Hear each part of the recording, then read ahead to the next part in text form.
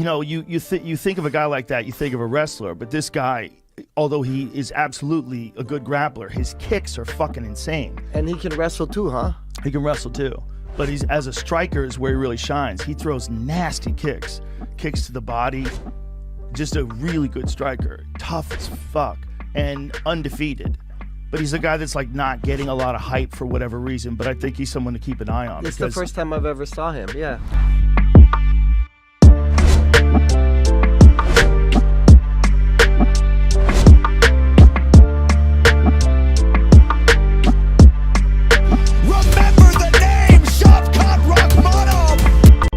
Fighter isn't always enough to get your name out there.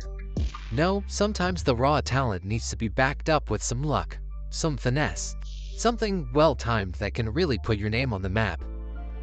And coming into UFC 285, it was clear that Shavkat Rakhmonov had already done everything in his power to make a good account of himself.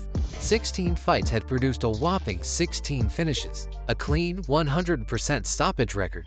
And ever since he first touched down in the UFC, it was clear that this Kazakhstan-based contender had something special. But after featuring on a main card that was headlined by Jon Jones, a card that was rumored to have produced between 600 and 800,000 pay-per-view buys, Shavkat Rakhmonov finally had the stage to showcase exactly why people think he's the future of the welterweight division. Or at the very least, why Khamzat Chimaev has some real competition in that role. But let's take a step back for a moment and dive into why people were so high on Shavkat before this fight. Born in Uzbekistan, Shavkat eventually received citizenship of Kazakhstan and began his martial arts journey, turning pro just before his 20th birthday with a triangle choke submission in the first round. But Rakhmonov, even at this early stage, was not limiting himself as a fighter in terms of his chosen style. His next 2 victories would come by first-round knockout, before he then scored 4 submissions in 5 victories to move to a clean 8-0.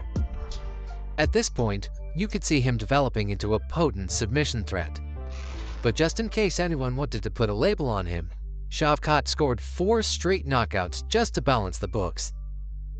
In this time, he captured and successfully defended the M1 welterweight championship, attracting some global attention in the process.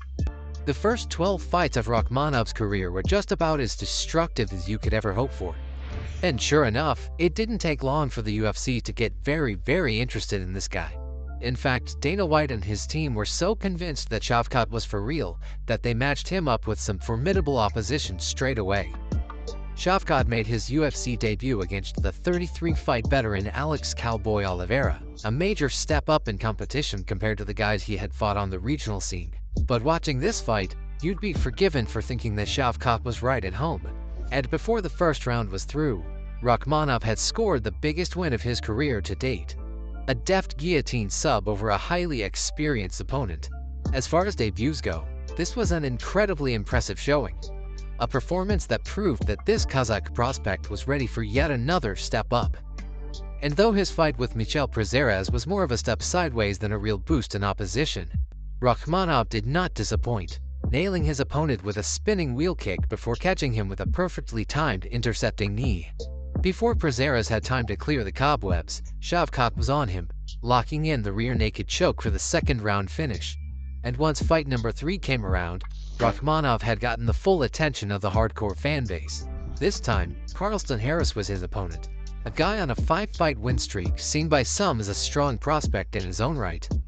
Well, Shavkat didn't take long to get his reads, nailing him with 2 spin kicks, first to the body and then to the head, knocking him down before scoring the TKO. It was another first-round finish and his 14th consecutive career stoppage. The UFC finally decided to push Shavkat into the rankings next, setting him up for a clash with the highly underrated Neil Magny, who was ranked number 10 at the time. And boy did Rakhmonov rise to the occasion. A dominant effort followed, as he cut through Magny in a way that no one does, showcasing every part of his game, ground and pounding Magny, controlling him with ease, and eventually locking up yet another guillotine submission. But it would be his most recent fight against the highly touted Jeff Neal, where we would finally see this man come into his own as a legitimate top 10 fighter. Neal is a credentialed threat in there, a guy who has shared the cage with some of the finest welterweights in the game: Stephen Thompson, Neil Magny, Santiago Ponzinibbio, and more. But Shavkat knew that the eyes of the world were on him, and though his usual methodical style did not make an appearance, we got something far more exciting instead. Rakhmonov walked the hard-handed Jap Neal down for the whole fight, putting himself in danger more than he had ever done before. But Shavkat was in there to put on a show for the fans, and it goes without saying that he did just that. Despite getting tagged and hurt by Neal due to his recklessness, Shavkat was pretty comfortably heading towards a decision win when the third round entered its final minute. But after scoring 16 straight finishes, just winning wouldn't be enough. No, Shavkat had one more trick up his sleeve for those final exchanges.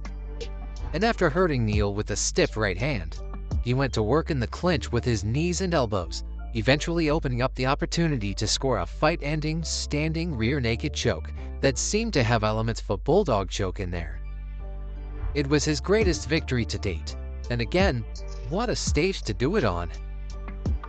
Now, the official UFC promo entitled "The Rise of Shavkat Rakhmonov" has over 1 million views on YouTube, which, look, isn't the only metric you can use to define public acknowledgement of a fighter, but it's a pretty damn good start.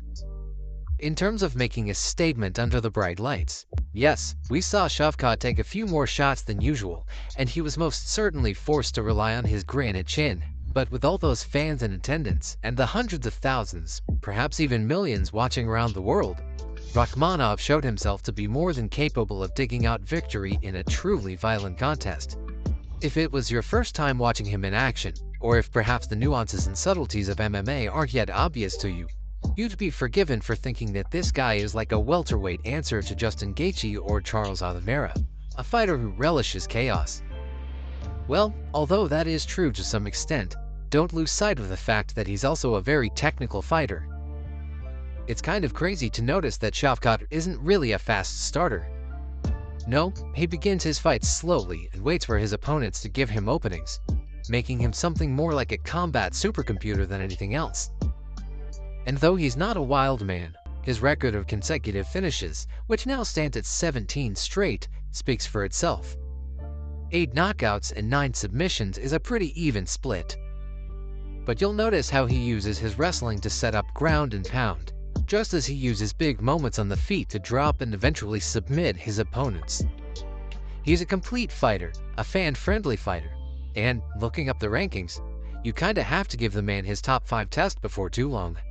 This is a very special prospect, folks, and while sure, Khamzat Chimaev deserves to be the one with all of the heat, Shavkat Rakhmonov is right there, ready to make yet another major splash next time he makes that walk.